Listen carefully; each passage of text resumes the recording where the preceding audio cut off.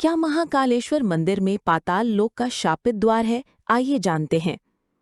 उज्जैन के महाकालेश्वर मंदिर में एक गुप्त सुरंग है जिसे आम भक्त नहीं देख सकते।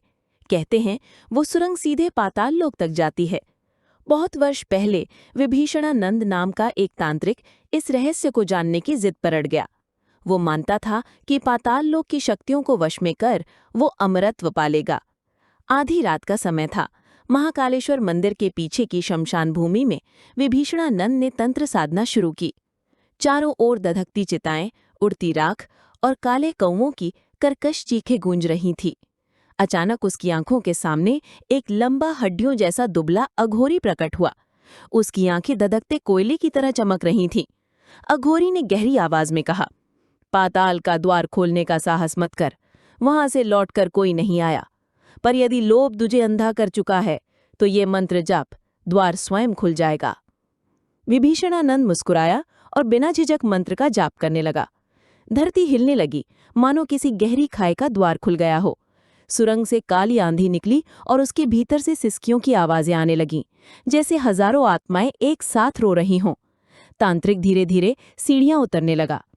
अंदर का दृश्य रोंगटे खड़े कर देने वाला था। दीवारों पर खून से बनी आकृतियां, अजीब चिन्ह और टूटी बिखरी अस्थियां पड़ी थीं। कहीं से फुफकार की आवाज आई। अचानक उसके चारों ओर सैकड़ों नाग प्रकट हो गए। उनकी आंखें लाल आग की तरह चमक रही थीं। उनके बीच से निकले नागराज वासुकी।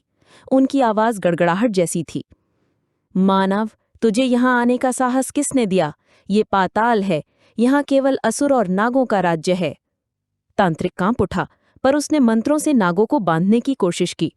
कुछ क्षण के लिए नाग पीछे हटे, पर तभी पूरा कक्ष हिल उठा।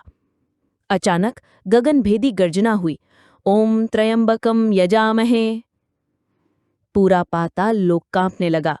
धुएं और आग के बीच महाकाल की छाया प्रकट हुई, त्रिशूल उठाए। वासुकी ने तुरंत सिर झुका लिया। महाकाल बोले, पाताल का ज्ञान लोभ से पाने वाला विनाश को प्राप्त होता है। तांत्रिक चिल्लाया, मुझे शक्ति चाहिए, अमृतत्व चाहिए। महाकाल की आंखों से अग्नि की ज्वालाएं निकलीं। तांत्रिक का शरीर पिघलने लगा। उसकी आत्मा चीखती हुई पाताल की अग्नि में समा गई। उसकी आखिरी चीख इतनी भयावह थी कि आज भी आधी रात को महाकाल मंदिर की सुरंगों से वही चीख सुनाई देती है। कहा जाता है, जो भी उस चीख को सुन लेता है, उसके जीवन में कुछ ही दिनों में भारी अनहोनी घटती है। यही कारण है कि मंदिर की गुप्त सुरंगें आज भी बंद है।